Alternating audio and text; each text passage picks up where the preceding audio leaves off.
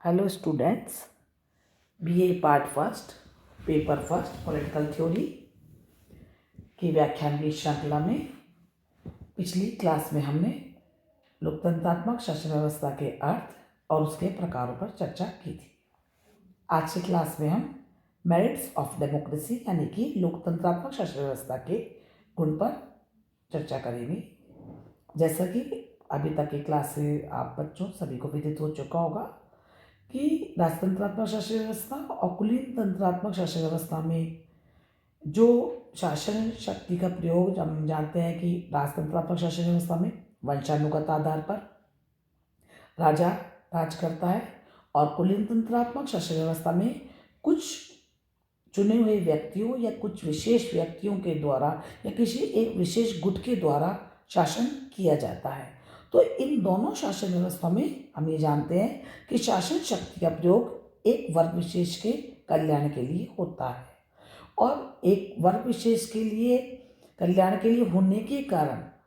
कि उन कुछ ही लोगों का अपलिफ्टमेंट हो पाता है और बाकी जनसाधारण इससे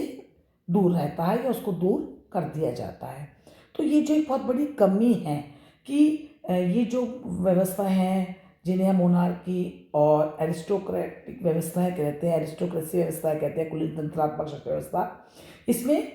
जो शासक होते हैं या जो एक ग्रुप होता है वो बहुत ज़्यादा शक्तिशाली हो जाता है और जो जनसाधारण होता है वो शासन प्रक्रियाओं से उसको दूर रखा जाता है और उसकी भलाई के लिए कार्य भी नहीं किए जाते हैं। तो इस प्रमुख रूप इस दोष को दूर करने के लिए ही डेमोक्रेसी प्रचलन में आई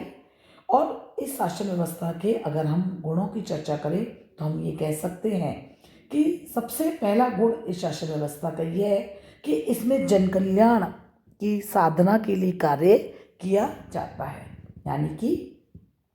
डेमोक्रेसी में जनता की, हम जैसा कि आप जान चुके हैं होंगे अभी तक कि लोकतंत्रात्मक शासन व्यवस्था में जनता अपने प्रतिनिधियों के द्वारा या जिन प्रतिनिधियों को चुनती है उनके द्वारा शासन वह करती है। तो चूंकि हम देखते हैं कि लोकतंत्र में जनता अपने प्रतिनिधियों के द्वारा जब शासन करती है और एक निश्चित समय के लिए ही उनको वो चुनती है, जो कि कम ज़्यादा से ज़्यादा उनका जो कार्यकाल होता है वो 5 वर्ष होता है। तो ये आवश्यक हो जाता है कि अब जो प्रतिनिधि चुन करके आ रहे हैं वे जनता की इच्छाओं और उनकी भावनाओं के लिए भावना के अनुरूप ही कार्य करेंगे, क्योंकि उन्हें मालूम होता है कि एक निश्चित समय के लिए वे निर्वाचित हुए हैं और यदि वे निश्चित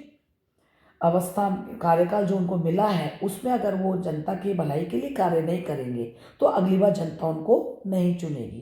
तो इस कारण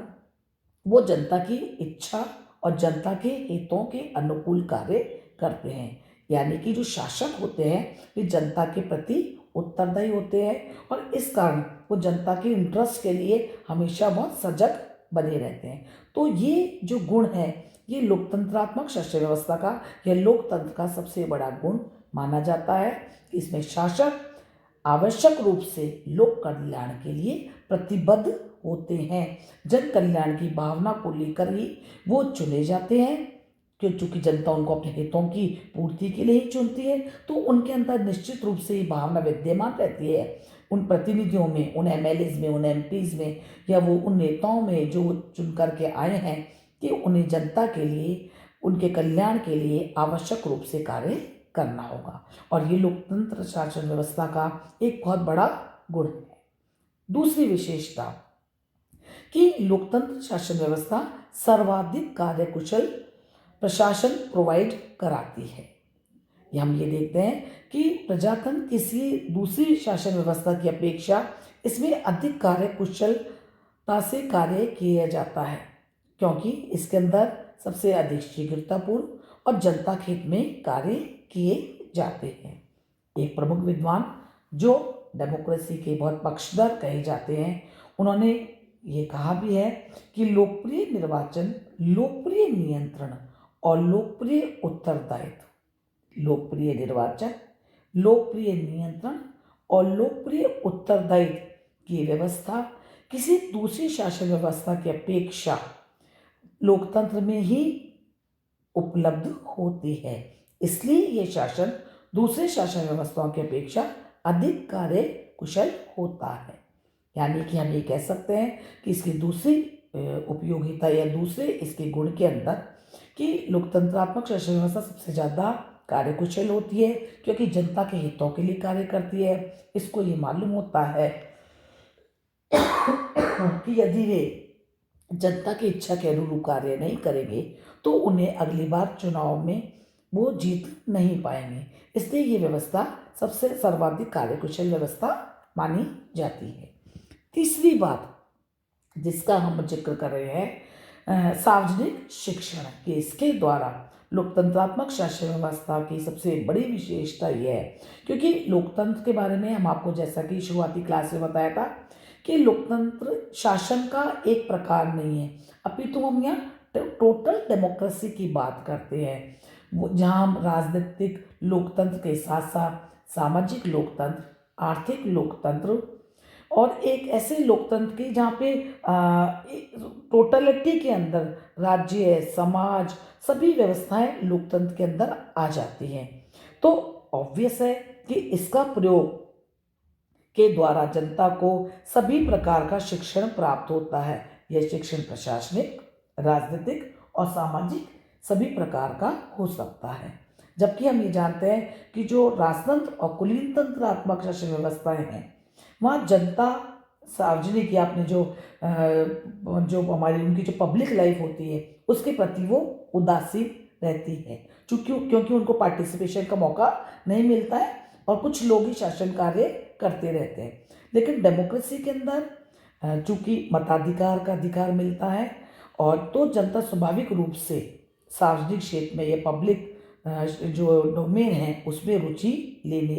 लेती है। तो इसलिए हम ये कह सकते हैं कि सभी शासन के द्वारा शिक्षा प्राप्त होती है, लेकिन सबसे अच्छी जो शिक्षा है वो लोकतंत्रात्मक शासन व्यवस्था में प्राप्त होती है।